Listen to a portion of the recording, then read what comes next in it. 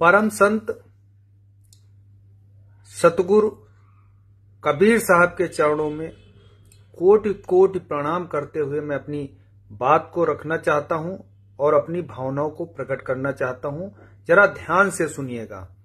एक नाम आजकल बहुत ही ट्रेंडिंग में चल रहा है, तत्वदर्शी जगत गुरु संत रामपाल जी, जो कि अपने आप को कबीर साहब का अवतार बताते हैं। उनके शिष्य उनको कबीर भगवान कहते हैं। ये कबीर साहब का बहुत बड़ा अपमान है। कोई भी संत कभी अपने आप को भगवान या परमात्मा का या सत्य पुरुष का अवतार नहीं बताता। जितने भी संसार में संत हुए हैं, चाहे कबीर साहब हुए हों या गुरु नानक साहब हुए हों या रविदास साहब या वाल्मीकि साहब या दादू साहब, तुलसी साहब, पलटू साहब और धर्मदास जी, जितने भी संत हुए हैं परम संत, इन्होंने अपने आप को हमेशा दास कहा है। कबीर साहब के नाम के आगे दास लिखा है। उन्होंने हमेशा अपने आप को दास कहा है, भगवान कभी नहीं कहा। लेकिन आपको क्या हो गया रामपाल जी? आप ये क्या कर रहे हो? आप अपने आप को कैसे संत कह सकते हो? पूर्ण संत कभी ये कहे ही नहीं सकता और ना अपने शिष्यों को ऐसी शिक्षा दे सकता है कि हमारी पूजा करो या हम भगवान हैं या पूर्ण संत है। वो नहीं कहेगा, कभी नहीं कहेगा। और किसी का उदाहरण देके, ये अक्षरों वाली किताबें, वेद शास्त्र के और कुरान, बाइबिल, गीता और गुरु ग्रंथ साहब, इससे आप प्रमाण दे रहे हो, तो प्रमाण देकर क्या आप संत हो जाओगे? हाँ, इनमें प्रमाण जो दे रहे हो, ढोंग पाखंड, पूजा पाठ, जो ढोंग पाखंड संसार में हो रहा है, वो ठीक है। आप ठीक काम कर रहे हो कि पाखंड खत्म करने के लिए आप जो भी प्रमाण देते हो, ठीक है, वो देना भी चाहिए।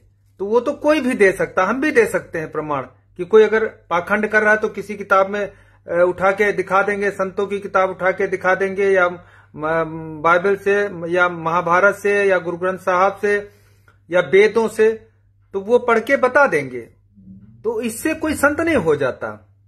ज्ञान अलग चीज है, अक्षरों का ज्ञान होना अलग बात है, आत्मबोध होना अलग बात है। आज मैं आपसे सिर्फ 2 सवाल करूंगा। आपसे ही नहीं, आपके करोड़ों शिष्य, उनसे भी ये 2 सवाल हैं। अगर इन 2 सवालों का आपने जवाब दे दिया या आपके किसी शिष्य ने दे दिया, तो मैं समझ जाऊंगा कि आप कबीर साहब के अवतार तो नहीं, लेकिन हाँ, उनके चरणों की धूल के बराबर भी, कण के बराबर भी आपका कोई अस्तित्व है। तो जरूर आप इन 2 सवालों का जवाब दे पाओगे। ध्यान से सुनिएगा।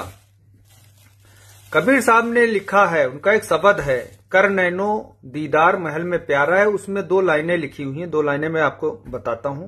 वैसे तो बहुत बड़ा शब्द है, उसको आप जब पढ़ेंगे तो पूरी करनी है उसमें। तो उन्होंने लिखा है कि आंख कान मुख बंद कराओ, अनहद झंगा शब्द सुनाओ, दोनों तिल एक तार मिलाओ, फिर देखो गुलजारा है। कि आंख कान मुख तीनों चीजें बंद होनी चाहिए, और दोनों तिल क्या है और एक तार क्या है, ये तीनों चीजें, इनका अर्थ क्या है, इनका मतलब क्या है, ये बताइए आप।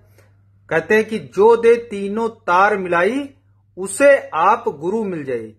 जैसे सुई होती, सुई में जब धागा डाला जाता है, धागे 3 होते हैं, 3 जब पड़ते हैं तभी 3 जब उसको उमेटा जाता है, तब वो तीनों एक साथ पड़ते हैं। ये तीनों जब तीसरे तिल को भेदते हैं, तब जो है सत्य पुरुष के दर्शन होते हैं, तब मोक्ष होता है, गुरु के दर्शन होते हैं। ये भजन की प्रक्रिया है, और ये प्रक्रिया ऐसी है कि जीते जी मरना, संत जीते जी मरते हैं और इसी प्रक्रिया से मरते हैं।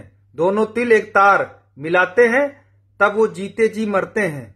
तो जीते जी मर जाए, वही तो जीता है। श्री कृष्ण कह गए, यही तो गीता है। संत जीते जी मरना सिखाते हैं और खुद मरते हैं, रोज मरते हैं। और जो वो नाम देते हैं, जो उनके गुरु से उनको नाम मिला हुआ होता है, उसी की करनी से, सुमिरन से वो अपनी सूरत को तीसरे तिल तक ले जाते हैं। मूल द्वार से लेकर नाभि चक्र और हृदय चक्र और कंठ चक्र से होते हुए आज्ञा चक्र तक ले जाकर तीसरे तिल तक ले जाते हैं। तब उनकी करनी होती है उस नाम से। वो नाम क्या है कि कहते हैं कोटि नाम संसार में तिनसे मुक्त न होए, आदि नाम जो गुप्त जब जाने बिरला कोई। आदि नाम, आदि नाम अक्षरों में नहीं होता, दिया अक्षरों में जाता है। जैसे पानी है, पानी अक्षर में है, लिख दो कागज पे पानी, वो भी अक्षर है, मुंह से बोल दो वो भी अक्षर, लेकिन पानी पानी है, वो निहच्चर है, उससे उसको पियोगे प्यास बुझेगी। ऐसे ही आदि नाम होता है। आदि नाम संतों का कमाया हुआ नाम है। वो नाम जब किसी शिष्य को मिलता है, जब वो उससे करनी करता है, उस अक्षर से निहच्चर में हो जाता है तीसरे तिल तक, तब उसकी करनी पूरी होती, तब उसका मोक्ष होता है। यह है। और दूसरा सवाल यह है कि 7 सुरत के बाहरे 16 शंख के पार, और जहां समर्थ का बैठका संतन किया विचार। 7 सुरत क्या है, 16 शंख क्या है, उसके पार समर्थ यानी सत्य पुरुष का बैठका है, संतन किया विचार। सारे संतों का मत, जहां पर जितने भी संसार में संत हुए उनका एक ही मत है कि 7 सूरत के बाहर 16 शंख के पार, जहां समर्थ का बैठका संतन किया विचार। इसका जवाब वही दे सकता है जो पूर्ण संत होगा, जिसने करनी की होगी जीते जी, जिसने मरना सीखा वही इसका जवाब दे सकता है। अगर आप जीते जी मरना सीखे होंगे तो जरूर इसका जवाब देंगे, क्योंकि कबीर साहब के नाम पर कई पंथ चल रहे हैं, नानक साहब के नाम पर पंथ चल रहे हैं, 72 फिरके चल रहे हैं कबीर साहब के नाम। ऐसे ही बहुत से सारे संतों के नाम पंथ चल रहे हैं। पंथ माने होता है रास्ता, कि ये एक रास्ता, लेकिन हम लोगों का होता है संत मत, संतों का होता है संत मत, कि जहां सारे संतों का एक मत है कि यही रास्ता परमात्मा की तरफ जाता है, उसे कहते हैं संत मत। संत मत उसे कहते हैं जो सूरत और शब्द का मार्गी होता है, वो संत मत का होता है। तो आपको अगर सूरत और शब्द के मार्ग पर अगर आपको चल रहे होंगे तो आपको जरूर पता होगा सूरत और शब्द क्या है और कैसे करनी होती है, और करनी करके कैसे तीसरे तिल तक सूरत चढ़ती है, कैसे हाथ पैर ठंडे होते हैं, और कैसे जीव जीते जी मरता है और उस परम तत्व में समा जाता है। अगर आप ये सब जानते हो तो जरूर बताइएगा आपकी भजन करने की क्या प्रक्रिया है, कैसे आप शिष्यों को कौन सा नाम देते हो। अगर इस प्रक्रिया पर यह खरा उतर रहा है जो मैंने बताया, आंख कान मुख बंद करो, अनहा जंगा सब सुनाओ, दोनों तिल एक तार मिलाओ, अगर ये सही है, इसी तरह से आप भजन सुमिरन करा रहे हो, तब तो ठीक है, तब तो आप कबीर साहब के चरणों के दास बनने लायक हो। अगर नहीं हो तो आप घोर नरक में जाओगे और अरबों खरबों जन्म तक आवागमन के बंधन से मुक्त नहीं हो पाओगे, ना आप और ना आपके शिष्य। आप गुमराह कर रहे हो, इसलिए आपसे फिर आग्रह है, निवेदन है कि संतों का अपमान ना करें। ठीक है, आप जो कर रहे हो अपने हिसाब से करो, पैसा कमाना है कमाइए, कोई दिक्कत नहीं, लेकिन संत का अपमान मत करो। संत बहुत बड़ी चीज होते हैं, वो परम संत परम पिता परमात्मा के अवतार हैं।